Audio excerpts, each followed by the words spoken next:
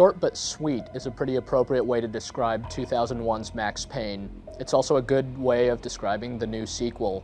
It's a game that really fulfills a lot of the same intentions as the original game, and by and large, it's a very satisfying follow-up to the original Max Payne, which is great news for fans of that game. Max Payne offered just an incredible and cinematic shooting experience.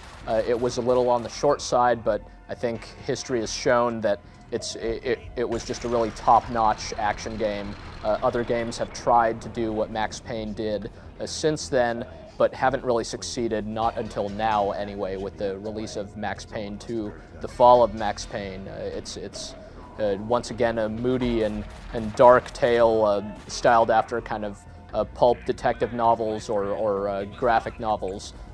It's got a great storyline that's more complex than what you'd find in just about any other game from any genre, and more importantly, it's got a lot of just really outstanding action sequences. It's very densely packed. The experience is over in about 8 hours, and that's if you kind of stop and smell the roses along the way, so you could kind of breeze through this game if you want to, but fortunately there's some replay value to be found, and just the quality of the action is such that this is a game that's not to be missed. Max Payne 2 is being billed as a film noir love story. Indeed, Max Payne, now a detective, is kind of hot on the trail of this potential love interest of his, Mona Sachs.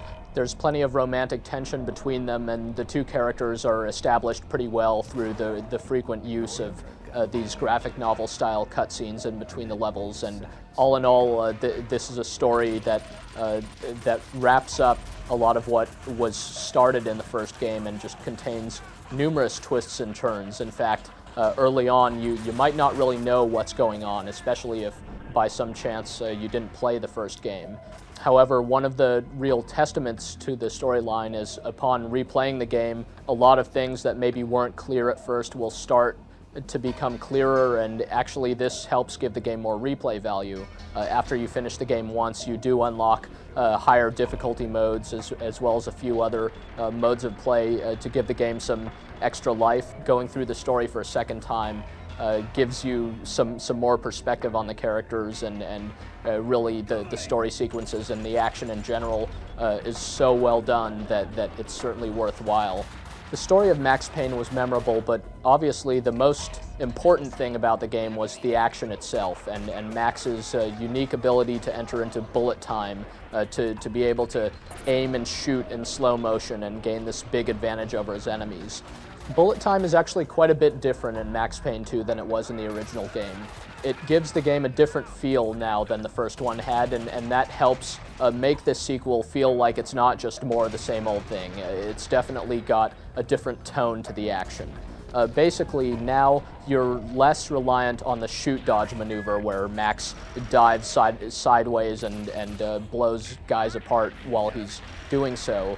Now, the main use of bullet time is just to trigger it when you're about to enter into combat, and then you just run right into the thick of things and start blowing guys away. And as you kill people in bullet time, the bullet time's potency actually increases, and the world slows down even more, whereas Max himself speeds up, and soon enough he's just this blur of damage, and you're able to take on small armies this way. The game is less tactical in a way than the original Max Payne.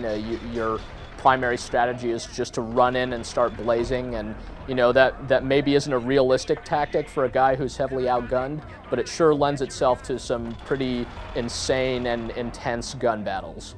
One of the other differences in the gameplay of Max Payne 2 is that now the game features the extensive use of realistic physics. Most of the objects in the game, certainly the bodies of your enemies, will respond realistically to force, such as from explosions or such as from double-barreled shotguns. So when you shoot a guy with a shotgun, you'll see his corpse kind of go flopping through the air like a ragdoll, hence the name ragdoll physics, and Other things such as boxes and tires and paint cans will also be sent flying during firefights, especially when you're lighting things up with grenades or Molotov cocktails and things like that. This gives the action a very kind of dynamic flair to it, so each time you replay one of the bigger shootouts, you're going to see different types of things happen. As one would hope, Max Payne 2 looks just stellar. The explosions and the weapon effects and the environments are really the star here. The character models do look good, but they're not the most impressive thing you've ever seen as action games go. But on the other hand, just the various explosions, the incredible detail in the environments and the texture maps used on those environments, it's all top-notch. And even though a game like this that's set in the real world understandably has settings that are kind of mundane, you know, you've got your warehouses and your dingy city streets, the game also makes use of some rather surprising and just really artistically done settings that are they're just gorgeous. So this game really has a cinematic flair to it. It's just a pleasure to look at as you're going along. So all in all, the main knock against Max Payne 2 is the same one that was the main knock against the first game. It's short. You'll finish it in a day or two, depending on how much you want when you sit down and play. But there's more that you could do with it after that. There's going to be a mod community to give the game extra life, things like that. But more importantly, the experience of playing the game is not replaceable. The storyline is unique.